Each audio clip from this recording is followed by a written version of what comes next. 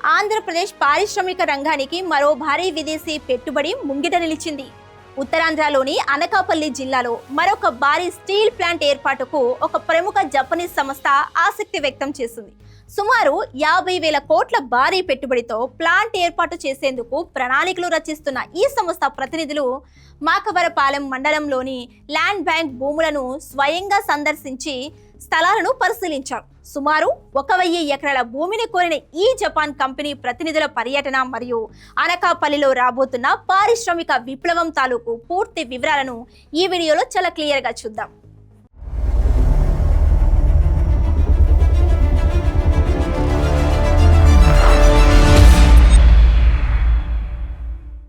Hi hello, welcome to Khyati connects. నేను సిరి.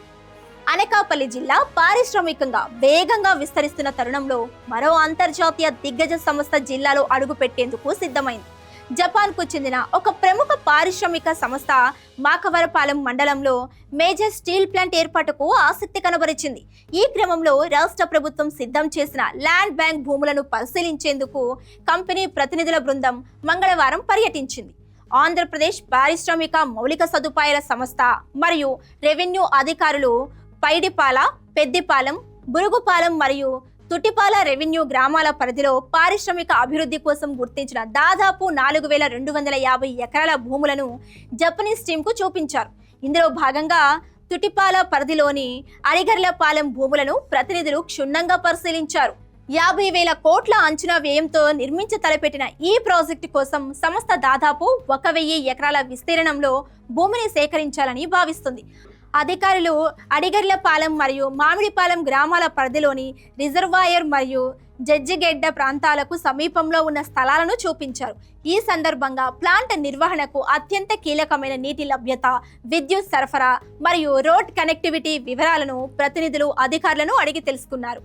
ఇదిలా ఉంటే ప్రపంచంలోని అతిపెద్ద ప్రైవేట్ ఈక్విటీ సంస్థలలో ఒకటైన బ్లాక్ స్టోన్ ఇన్ కార్పొరేషన్ ప్రతినిధులు కూడా తుటిపాల రెవెన్యూ పరిధిలోని ల్యాండ్ బ్యాంక్ ప్రాంతాలను గతంలోనే సందర్శించారు. 1.3 ట్రిలియన్లకు పైగా ఆస్తులను నిర్వహించే బ్లాక్ స్టోన్ సంస్థ 500 ఎకరాలు కోరగా రాచపల్లి రెవెన్యూ గ్రామంలో 500 ఎకరాలు కేటాయించేందుకు అధికారులు పరిశీలిస్తున్నారు.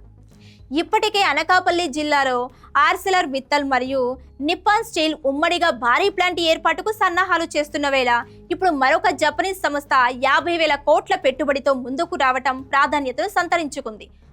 పోర్టు కనెక్టివిటీ, జాతీయ రహదారులు మరియు విశాఖ పారిశ్రామిక కారిడార్ సమీపంలో ఉండటం వల్ల విదేశీ కంపెనీలు అనకాపల్లి వైపు మొగ్గు చూపుతున్నాయి. సింగిల్ విండో సిస్టమ్ ద్వారా వేగంగా భూ కేటాయింపులు, అనుమతులు ఇస్తుండటంతో గ్లోబల్ ఇన్వెస్టర్లు సులభంగా పెట్టుబడులు పెట్టేందుకు ఆసక్తి చూపుతున్నారు. ఈ జపనీస్ స్టీల్ ప్లాంట్ సాకారమైతే ఉత్తరాంధ్ర ప్రాంతంలో వేలాది మంది స్థానిక యువతకు ప్రత్యక్ష, పరోక్ష ఉపాధి అవకాశాలు లభించనున్నాయి.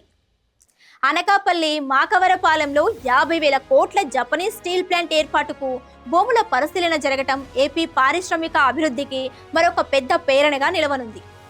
మరి అనకాపల్లి జిల్లాకు ఒకదాని తరువాత ఒకటిగా విదేశీ పెట్టుబడులు రావటం మరియు 50,000 కోట్ల జపనీస్ స్టీల్ ప్లాంట్ ఏర్పాటుపై మీ అభిప్రాయం ఏంటి?